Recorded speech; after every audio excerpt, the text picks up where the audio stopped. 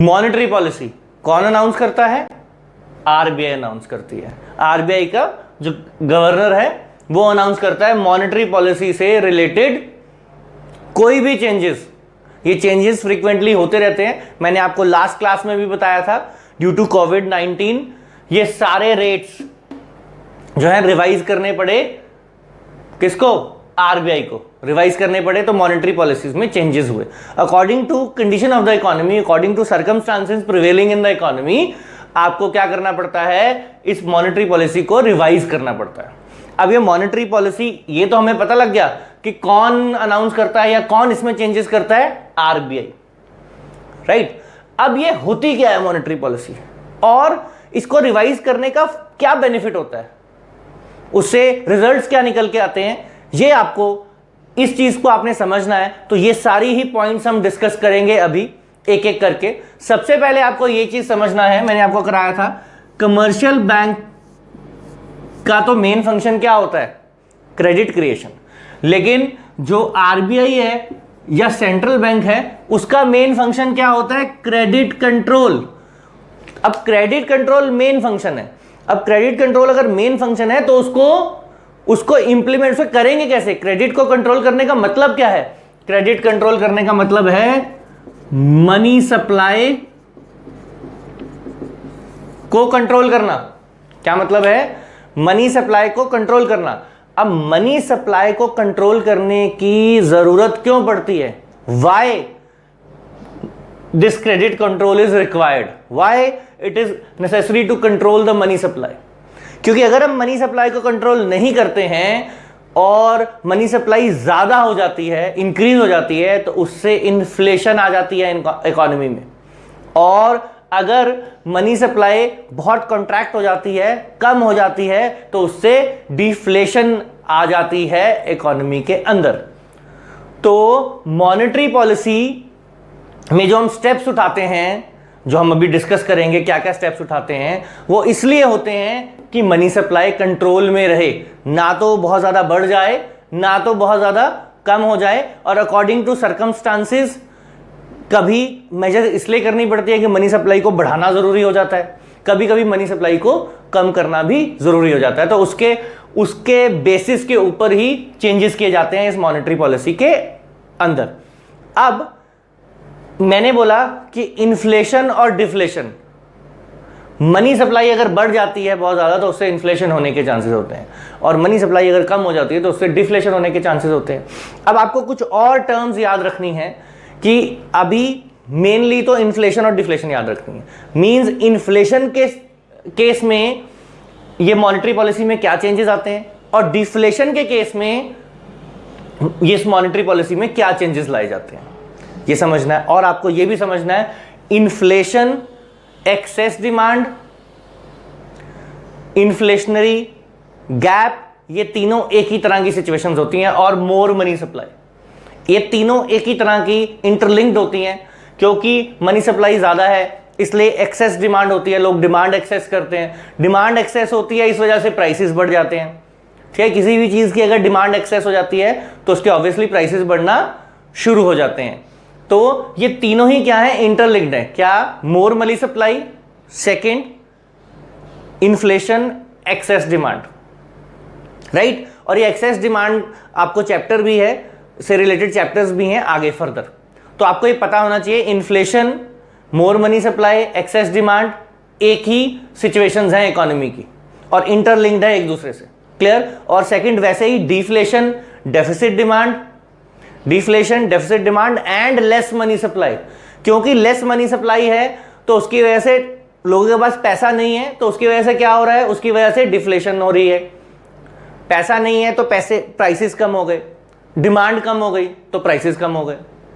ठीक है, money supply less है तो उसकी वजह से डिमांड कम हो जाएगी इकोनॉमी में। अगर डिमांड कम हो जाएगी तो जो प्राइसेस हैं वो भी क्या हो जाएंगे? रिड्यूस कर जाएंगे, डिफ्लेशन आ जाएगी। तो अब हम इनको एक एक करके हम इसको मॉनेटरी पॉलिसी को डिस्कस करते हैं। मॉनेटरी पॉलिसी के अंदर दो तरह के मेथड्स होते हैं, quantitative method and qualitative method. ये इंस्ट्रूमेंट्स कहते हैं हम इसको, instruments of monetary policy. RBI को मॉनेटरी पॉलिसी अनाउंस करनी है। क्यों अनाउंस करनी है? क्योंकि वो क्रेडिट कंट्रोल करना होता है उसे, और क्रेडिट कंट्रोल करने के लिए जो इंस्ट्रूमेंट्स यूज होते हैं वो क्वांटिटेटिव होते हैं और क्वालिटेटिव होते हैं, right.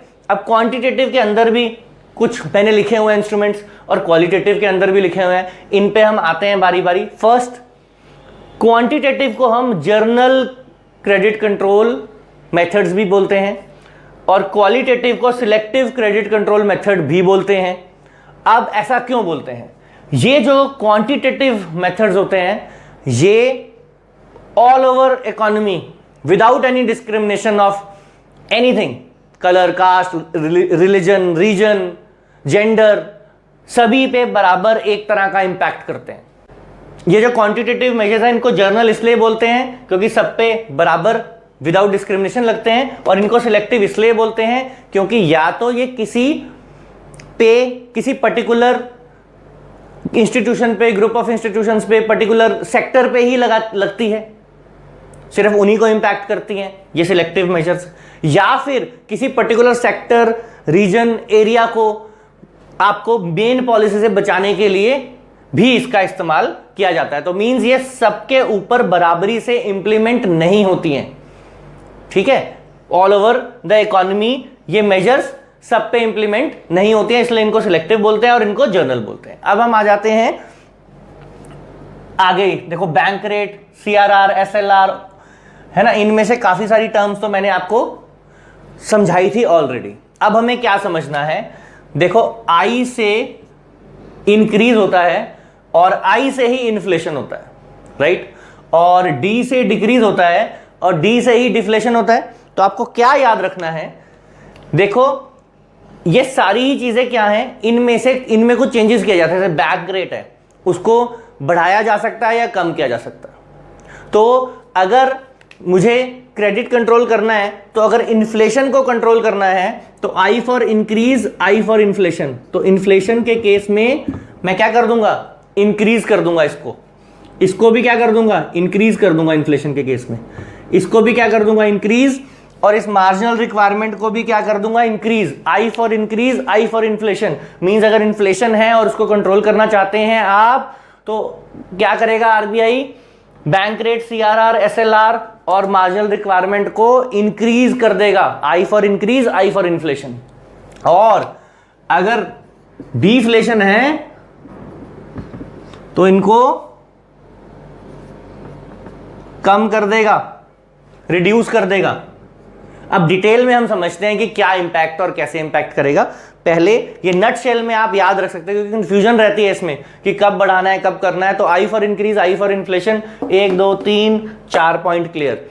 D for decrease, D for deflation, 1 2 3, ये 4 पॉइंट तो क्लियर हो गए। 4 पॉइंट में करना क्या है इन्फ्लेशन डिफ्लेशन में, वो क्लियर है आपको। अब इसकी इन डेप्थ हम एनालिसिस करते हैं कि हाँ जी, बैंक रेट को कम करने से फिर होता क्या है, फर्क कैसे पड़ता है।